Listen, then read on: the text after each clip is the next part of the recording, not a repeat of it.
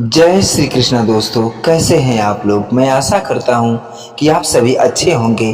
भगवान श्री हरि की कृपा आप लोगों पर सदा बनी रहे।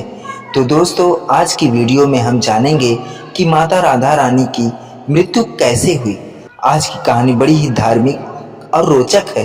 तो दोस्तों, आज की कहानी को अंत तक जरूर सुन के जाइएगा। तो आइए दोस्तों, बिना विलंब किए हम आज की कहानी को शुरू करते हैं। राधा कृष्ण का प्रेम किसी से छुपा नहीं है, लेकिन कृष्ण के वृंदावन चले जाने के बाद राधा का वर्णन बहुत कम हो जाता है। ऐसे में बहुत से भक्त यह जानना चाहते हैं कि आखिरकार राधा की मृत्यु कैसे हुई। अब माता राधा की मृत्यु से जुड़े रहस्य को इस वीडियो से हम उजागर करेंगे। इतना ही नहीं, आज हम आपको राधा जी की मृत्यु कहाँ हुई थी, वो राधा जी की मृत्यु कब हुई थी, जैसे महत्वपूर्ण प्रश्नों के उत्तर भी देने वाले हैं। इसे जानकर अवश्य ही आपको माता राधा के अंतिम पलों को जानने में सहायता होगी। साथ ही यह भी जानने को मिलेगा कि राधा की मृत्यु के बाद श्री कृष्ण ने क्या किया था। वैसे तो ग्रंथों में राधा के बारे में नहीं लिखा गया है, किंतु बाद की लोक कथाओं और काव्यों में राधा को स्थान दिया गया। द्वापर युग के समय श्री कृष्ण के ऊपर लिखे गए किसी भी ग्रंथ में राधा का नाम नहीं मिलता है। ऐसे में आज हम आपको बाद की प्रचलित लोक कथाओं के अनुसार ही राधा रानी की मृत्यु का रहस्य बताएंगे। राधा जी की मृत्यु कोई सामान्य मृत्यु नहीं थी। वह इसलिए क्योंकि जिसे ईश्वर के निकट मौत मिले, वो मौत नहीं मोक्ष कही जाती है। वैसे भी राधा तो स्वयं कृष्ण का ही रूप थी और इसी कारण दोनों का विवाह नहीं हो पाया था। अब माता राधा के जीवन के अंतिम क्षण कैसे थे और उन्होंने किस तरह से अपने प्राण त्यागे थे, आइए इसके बारे में एक एक करके जान लेते हैं। दोस्तों, हम सभी राजा दशरथ के द्वारा कैकेयी के दिए 2 वचनों के बारे में तो भली भांति जानते हैं, लेकिन श्री कृष्ण ने वे वृंदावन से जाने से पहले राधा रानी को 2 वचन दिए थे। बात उस समय की है जब मथुरा से श्री कृष्ण का बुलावा आ गया था ताकि वे कंस का वध कर सके, अपने कर्तव्यों का निर्वहन कर सके। उसके लिए कृष्ण को वृंदावन नगरी और राधा को हमेशा के लिए छोड़कर जाना था। उस समय श्री कृष्ण यमुना किनारे उदास बैठी राधा से मिलने गए। जब श्री कृष्ण राधा से मिलकर जाने लगे तो राधा ने उनसे 2 वचन मांग लिए। पहले वचन के अनुसार राधा के हृदय में हमेशा श्री कृष्ण का ही वास रहेगा। दूसरे वचन के अनुसार राधा की मृत्यु से पहले श्री कृष्ण उन्हें दर्शन अवश्य देंगे, अर्थात उनसे मिलने आएंगे।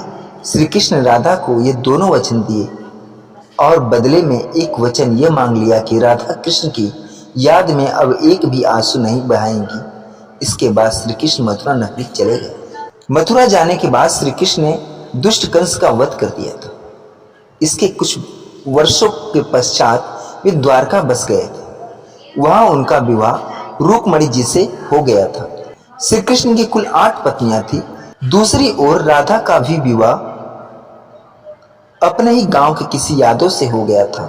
राधा ने अपने हर कर्तव्यों का पालन किया, लेकिन उन्हें हृदय में केवल श्री कृष्ण का ही वास था। एक दिन वह आया जब राधा बूढ़ी हो गई थी और अपने सभी कर्तव्यों से मुक्त हो गई थी।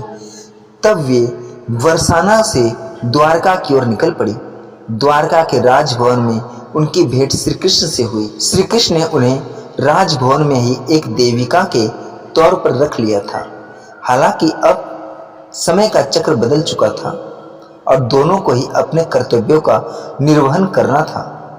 राधा रानी का वहां मन नहीं लगा, क्योंकि वृंदावन के कान्हा और द्वारका के श्री कृष्ण में बहुत अंतर आ चुका था। इस कारण एक दिन राधा ने द्वारका के राजभवन को भी त्याग दिया और वनों में चली गई। दोस्तों, अब राधा जी की मृत्यु के रहस्य जानने का समय आ गया है। द्वारका नगरी छोड़ने के अगले कुछ समय तक राधा वनों में कृष्ण की खोज में भटकती रही। भटकते भटकते कई दिन बीत गए और एक दिन ऐसा आया जब राधा का शरीर कमजोर पड़ने लगा और मृत्यु निकट आने लगी। कृष्ण से लिए अपने वचनों के अनुसार राधा ने उन्हें दर्शन देने को कहा। राधा के पुकारते श्री कृष्ण उसी समय द्वारका को छोड़कर राधा की ओर कुछ उसी तरह दौड़े जिस प्रकार एक समय पहले राधा कृष्ण की बांसुरी की धुन को सुनकर दौड़ चली आती थी। जब कृष्ण राधा के पास पहुंचे तो उनकी मरणासन स्थिति को देखकर बहुत दुखी हो गए। उन्होंने राधा से उनकी अंतिम इच्छा प्रकट करने को कहा।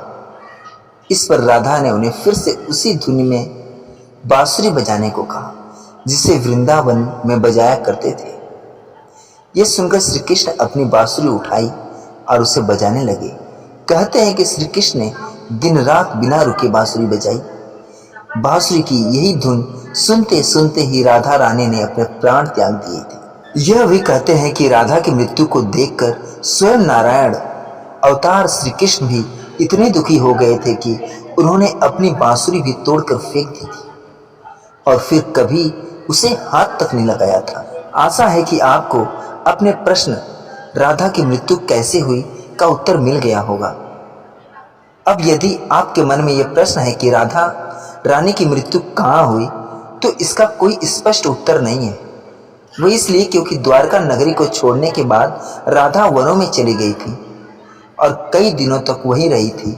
संभवतः वह द्वारका नगरी के आसपास के वन ही होंगे क्योंकि वे श्री कृष्ण के ज्यादा दूर नहीं गई थी। फिर भी यह पक्के तौर पर नहीं कहा जा सकता कि वह कौन सा स्थान था जहां माता राधा ने अपने प्राण त्याग दिए थे। इसके बारे में कहीं पर भी वर्णन नहीं मिलता है। अपनी मृत्यु के पश्चात राधा श्री कृष्ण में विलीन हो गई थी। श्री कृष्ण ने द्वापर युग में अंत में जन्म लिया था। एक तरह से वह समय काल द्वापर युग के अंत का और कलयुग की शुरुआत का समय ही माना जाएगा। कलयुग की शुरुआत अर्जुन के प्रपौत्र व अभिमन्यु के पुत्र परीक्षित के समय हुई थी।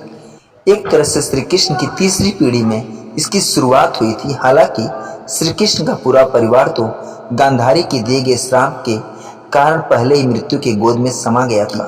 कथाओं में यह बताया गया है कि जब माता राधा श्री कृष्ण से मिलने द्वारका नगरी आई थी तो उस समय उन्हें श्री कृष्ण के रुक्मिणी और सत्यभामा से हुए विवाह का पता लगा था। इसका अर्थ यह हुआ कि उस समय तक श्री कृष्ण के 2 ही विवाह हुए थे। उसके बाद राधा रानी कुछ समय के लिए ही द्वारका नगरी रही और फिर वनों में जाकर कुछ ही दिनों में उन्होंने प्राण त्याग दिए थे। इस तरह से राधा की मौत श्री कृष्ण के दूसरे विवाह के कुछ समय पश्चात ही हो गई थी। दोस्तों, आज ये भी जानेंगे कि राधा रानी की मृत्यु किस पाप के कारण हुई थी। बहुत लोगों के मन में यह भांति भी रहती है कि राधा की मृत्यु किस पाप के कारण हुई थी, जबकि ऐसा नहीं है। माता राधा स्वयं नारायण का अवतार थी, जबकि रुक्मिणी लक्ष्मी का अवतार थी।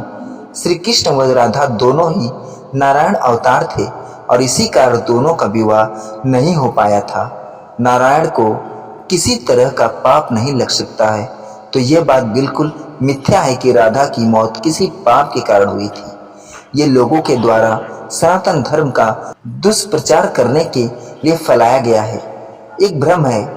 ऐसे में आप इसे अपने दिमाग से निकाल दें कि राधा की मृत्यु किसी पाप के कारण हुई थी। दोस्तों, इस वीडियो के माध्यम से आज आपने ये जान लिया कि राधा जी की मृत्यु कैसे हुई थी। राधा की मृत्यु और उसके बाद श्री कृष्ण के द्वारा अपनी बांसुरी तोड़ने की घटना बहुत ही मार्मिक है। इसके द्वारा ईश्वर ने भी मानवीय रूप में मनुष्य की भावनाओं को दिखाने का काम किया है, जो अद्भुत है। श्री कृष्ण का राधा के प्रति और राधा का श्री कृष्ण के प्रति प्रेम निश्चल था, जिसकी तुलना नहीं की जा सकती है। यही कारण है कि श्री कृष्ण की 8 पत्नियां होने के बाद भी आज तक उनका नाम केवल और केवल राधा रानी के साथ ही लिया जाता है। प्रश्न उठता है कि राधा का अंत में क्या हुआ। उत्तर इस प्रकार है कि राधा का अंत बहुत ही सुखद था। उन्होंने श्री कृष्ण के चरणों में रहकर और उनकी बांसुरी की मधुर धुन को सुनते हुए अपने प्राण त्यागे थे। दूसरा प्रश्न ये भी उठता है कि राधा की मृत्यु कैसे और क्यों हुई। उत्तर इस प्रकार है कि राधा की मृत्यु सामान्य रूप से श्री कृष्ण के सामने हुई थी। अब उनकी मृत्यु क्यों हुई थी, इसका उत्तर तो यही है कि जिस किसी ने भी मनुष्य के रूप में जन्म लिया है, फिर वो ईश्वर ही क्यों ना हो, उनकी मृत्यु निश्चित है। तीसरा प्रश्न ये उठता है कि श्री राधा की अंतिम इच्छा क्या थी। उत्तर इस प्रकार है, श्री राधा की अंतिम इच्छा यह थी कि वे श्री कृष्ण को अपने सामने उसी तरह बांसुरी बजाते हुए देखना चाहती थी जिस प्रकार वे वृंदावन की गलियों में बजाया करते थे। चौथा प्रश्न उठता है, राधा कितने समय तक जीवित रही। उत्तर इस प्रकार मिलता है, राधा की आयु को लेकर कोई स्पष्ट उल्लेख नहीं मिलता, बस ये बताया गया है कि जब राधा रानी बूढ़ी हो गई थी तब उन्होंने श्री कृष्ण के सामने ही अपने प्राण त्याग दिए थे। दोस्तों, ये थी माता राधा रानी की मृत्यु से जुड़ी कहानी। दोस्तों, ये कहानी कैसी लगी कमेंट में जरूर बताइएगा। अगर कहानी अच्छी लगी हो तो माता राधा रानी के लिए, भगवान श्री कृष्ण के लिए चैनल को लाइक शेयर सब्सक्राइब जरूर करिएगा। पूरा वीडियो देखने और सुनने के लिए धन्यवाद।